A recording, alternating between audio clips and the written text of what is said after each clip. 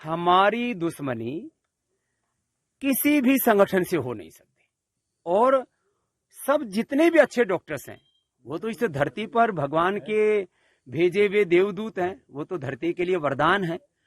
बाकी कोई डॉक्टर होकर के भी कोई यदि उल्टा पुल्टा करता है वो तो किसी इंडिविजुअल की गलती है, वो किसी पैथी की गलती नहीं है। और इमरजेंसी ट्रीटमेंट है, सर्जरी है, उसके लिए तो एलोपैथी श्रेष्ठ है, इसमें कोई दो राय ही नहीं है। वीडियो में आपने स्वामी रामदेव का काफी बदला बदला मिजाज देखा।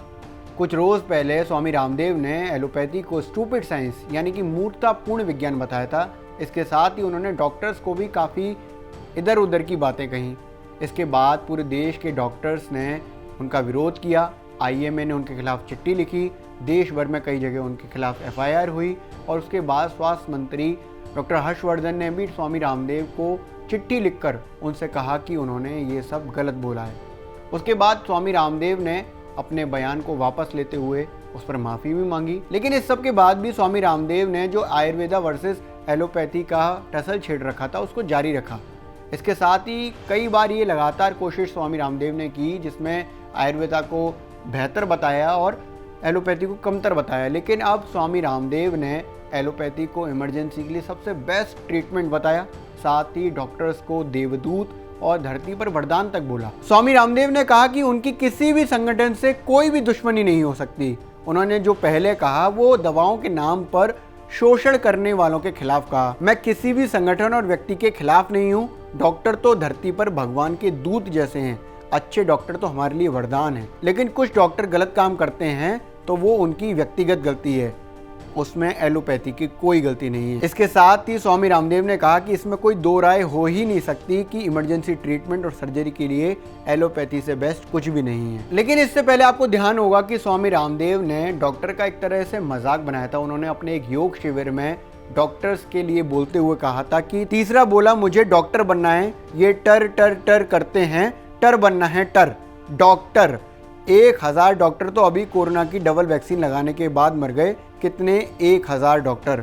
कल का समाचार है, अपने आप को नहीं बचा पाए वो कैसी डॉक्टरी। अपनी बात को आगे बढ़ाते हुए स्वामी रामदेव ने कहा था कि डॉक्टर बनना है तो स्वामी रामदेव जैसा बन जिसके पास कोई डिग्री नहीं है और सबका डॉक्टर है। Without any degree with dignity I am a doctor. Vaccine की डबल डोज लेकर मरने वाले डॉक्टर्स की संख्या को लेकर जो बात स्वामी रामदेव ने कही थी वो भी गलत थी। इसके साथ ही जो उन्होंने बातें कही वो काफ़ी दुर्भाग्यपूर्ण थी। इसके साथ ही स्वामी रामदेव वैक्सीन को लेकर भी कई तरह के विवादों को जन्म देते रहे हैं। उन्होंने वैक्सीन को लेकर अब जो बात कही है वो पहले से काफ़ी डिफरेंट है।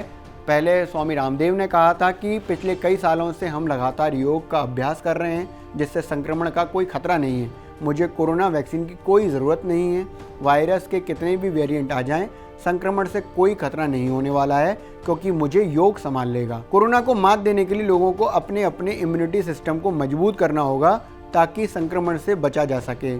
कोरोना वैक्सीन 100% प्रभावी नहीं है। कोरोना वैक्सीन लगवाने के बाद भी लोग संक्रमित हो रहे हैं। वायरस के सभी प्रकार के वेरिएंट से निपटने के लिए लोगों को योग पर भरोसा करना ही होगा। यानी कि स्वामी रामदेव ने खुद को वैक्सीनेट ना करने की बात कही थी। उन्होंने कहा था कि उनको वैक्सीनेशन की जरूरत नहीं है क्योंकि वो योग अभ्यास से ठीक रह सकते हैं।